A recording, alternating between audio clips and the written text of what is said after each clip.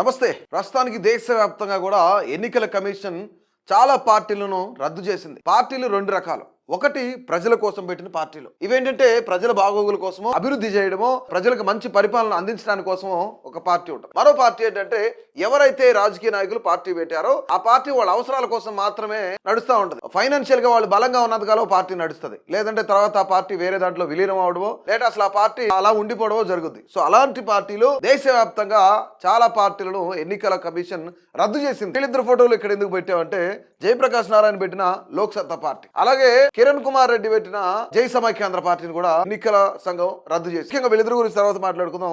ఇక్కడ కొన్ని క్యాలిక్యులేషన్స్ మనం చూస్తే ఆంధ్రప్రదేశ్ లో 17 పార్టీలను రద్దు చేసింది. ఇది ఏపీకి సంబంధించి. ఆంధ్రప్రదేశ్ లో 17 పార్టీలు, తెలంగాణకు సంబంధించి 9 పార్టీలను ఎన్నికల సంఘం రద్దు చేసింది అనమాట. 6 ఏళ్లలో ఒక్క ఎన్నికలలో కూడా పోటీ చేయని పార్టీలు ఏవైతున్నాయో వాటన్నిటిని కూడా ఎన్నికల సంఘం రద్దు చేసింది. దేశవ్యాప్తంగా మనం చూసినట్లయితే 474 పార్టీలను రద్దు చేసింది. ఈ పార్టీలన్నింటి పూర్తిగా ఇక అయిపోయింది మీ పని అని చెప్పేసి ఈ పార్టీలకు షాక్ ఇచ్చింది అనమాట. ఎన్నికల సంఘం ఆంధ్రాలో క్యాన్సిల్ చేసిన పార్టీలు మనం ఒకసారి చూసినట్లయితే భారతీయ చైతన్య పార్టీ, జై సమైక్యాంధ్ర పార్టీ, అది కిరణ్ కుమార్ రెడ్డి స్థాపించిన జై సమైక్యాంధ్ర పార్టీ, రాయలసీమ పరిరక్షణ సమితి, ఆల్ ఇండియా లిబరల్ పార్టీ, భారత ప్రజాస్పందన పార్టీ, ఆల్ ఇండియా మంచి పార్టీ, ఆల్ ఇండియా సధర్మ సంస్థాపన పార్టీ, వెనుకబడిన వర్గాల మహిళా రైతు party, YSR Bahujan party, great India party, Jayandhra party, పేదరిక నిర్మూలన పార్టీ, పేదల పార్టీ, ప్రజాపాలన పార్టీ, సమైక్య తెలుగు రాజ్యం party, Rayalaseema Congress party, political influential and accurate council experts party. ఈ 17 పార్టీలు ఆంధ్రప్రదేశ్కి సంబంధించింది. ఈ 17 పార్టీలను కూడాను ప్రస్తుతం ఎన్నికల సంఘం రద్దు చేసిందనమాట. ఎన్నికల సంఘం తెలంగాణలో రద్దు చేసిన 9 పార్టీలు మనం చూద్దాం. మొదటిగా జయప్రకాష్ నారాయణ స్థాపించిన లోక్ సత్తా పార్టీ, తెలంగాణ ప్రగతి ఆల్ ఇండియా ఆజాద్ పార్టీ, అలాగే బీసీ భారతదేశం party, all India BC OBC party, Bharat labour ప్రజా పార్టీ, మహాజన మండలి పార్టీ, నవభారత్ నేషనల్ పార్టీ. అంటే ఈ పార్టీలన్నిటినీ కూడాను పూర్తిగా ఎన్నికల సంఘం రద్దు చేసింది. ఎందుకు అంటే గత 6 ఏళ్లలో ఒక్కసారి కూడా ఏ ఎన్నికలు కూడా, అంటే ఇక్కడ స్థానిక సంస్థల ఎన్నికల దగ్గర నుంచి, బైపోల్స్ దగ్గర నుంచి, ఇప్పుడు ఏవైతే అసెంబ్లీ ఎన్నికలు కానీ పార్లమెంట్ ఎన్నికలు కానీ వీటిలో ఏ ఎన్నికలలో కూడా పోటీ చేయలేదు. సో దాని వల్లనే భారత ఎన్నికల సంఘం రద్దు చేసింది ఈ పార్టీలను. త్వరలోనే దేశవ్యాప్తంగా మరొక 359 పార్టీలను రద్దు చేయడానికి సిద్ధంగా ఉంది ఎన్నికల సంఘం. ఎందుకు అంటే వీళ్ళు కూడా గుర్తింపు పొందని పార్టీలు, ఏవైతే గుర్తింపు లేని పార్టీలు ఉన్నాయో, పార్టిసిపేట్ చేయని పార్టీలు ఉన్నాయో, ఈ పార్టీలన్నింటినీ కూడా రద్దు చేయబోతుంది. ఈ 359లో ఆంధ్రప్రదేశ్కి సంబంధించినవి 8 పార్టీలు ఉంటే తెలంగాణకు సంబంధించినవి మరొక 10 పార్టీలు ఉన్నాయి. ఈ 18 పార్టీలను రానున్న రోజుల్లో ఎన్నికల సంఘం రద్దు చేయబోతుంది.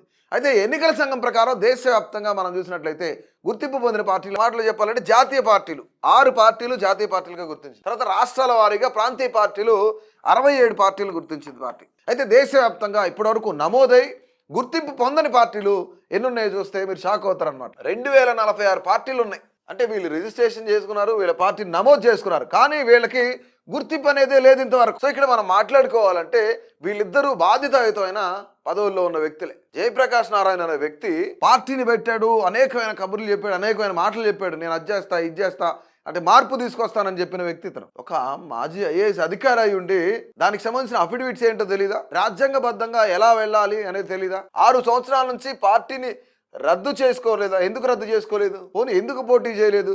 పోటీ చేయలేవు, నడపలేవని తెలిసినప్పుడు ఎన్నికల సంఘానికి ఒక అప్లికేషన్ పెట్టుకొని నేను పార్టీ నడపలేకపోతున్నాను, నా పార్టీని రద్దు చేయండి అని ఒక అప్లికేషన్ పెట్టుకుంటే అది కదా గౌరవం. తనంతటకు తానే రద్దు చేసుకుంటే అది గౌరవం.